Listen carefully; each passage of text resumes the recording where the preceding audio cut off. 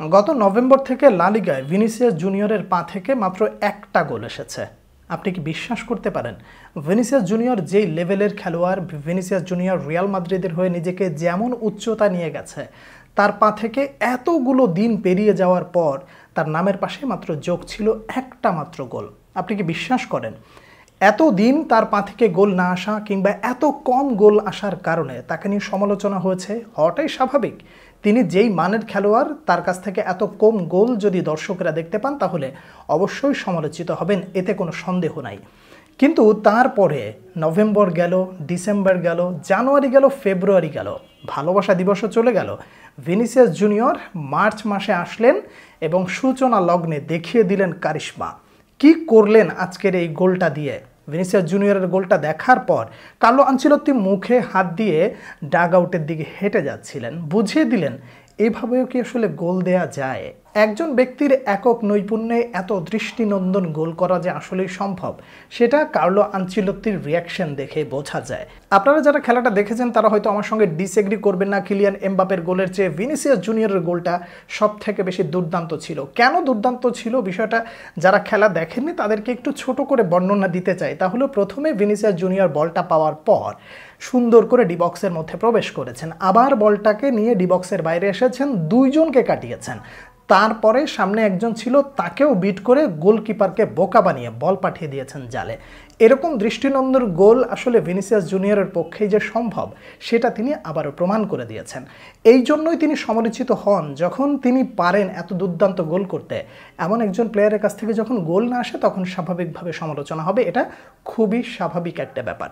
Rayo ভায়াকানোর বিপক্ষে Real মাদ্রিদের এই জয়ে অ্যাকচুয়ালি রিয়াল মাদ্রিদ 6 পয়েন্ট পেল। কীরকম 6 পয়েন্ট?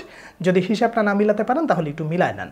রিয়াল মাদ্রিদ মাঠে নামার আগে নগর প্রতিদ্বন্দ্বী অ্যাথলেটিকো মাদ্রিদ গেতাফের মাঠে নেমেছিল খেলার জন্য।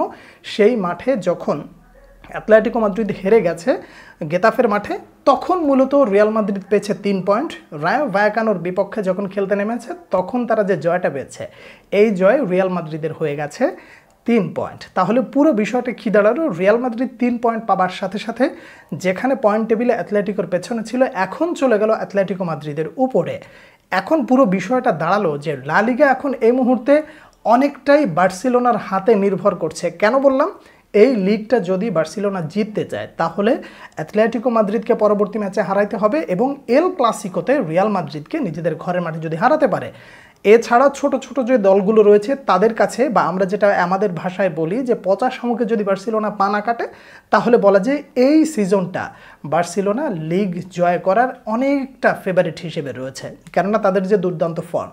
এখন কথা হলো লিগে এখনও বেশ কয়েকটা ম্যাচ বাকি আছে, বলা তো যায় না। অ্যাথলেটিকো মাদ্রিদ গেতাফের সাথে যে হেরে যাবে, এটা কি কেউ কল্পনা করেছিলেন?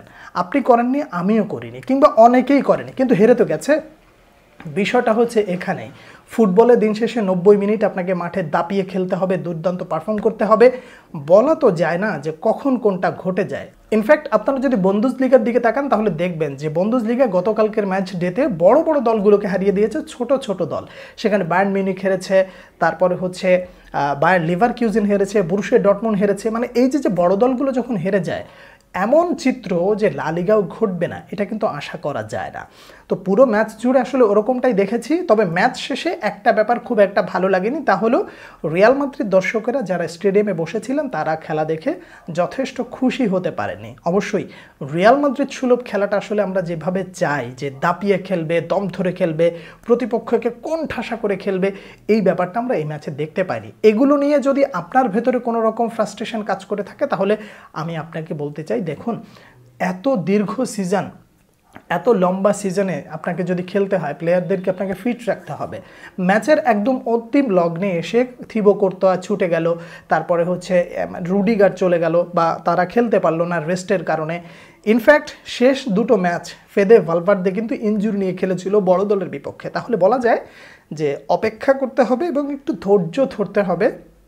প্রতিদিন আসলে একই ধরনের পারফরমেন্স আপনি সব সময় একই দলের কাছ থেকে পাবেন না, বড় বড় দলগুলো কলাপস করতে পারে। যে কারণে রিয়াল মাদ্রিদ আসলে আজকের জয়টা ইম্পর্ট্যান্ট ছিল, এইটাতেই আসলে খুশি হওয়া দরকার যে তারা আজকে পয়েন্ট লুজ করেনি। দেখা যাক পরবর্তী ম্যাচে রিয়াল মাদ্রিদ কেমন করে, বার্সেলোনার একটা ম্যাচ এখনও কম খেলা আছে, তারা ওই ম্যাচটায় কেমন করে ওসাসুনার বিপক্ষে, সেটাও দেখার বিষয়।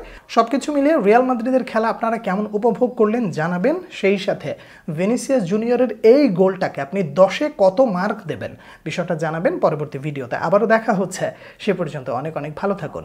আল্লাহ হাফেজ।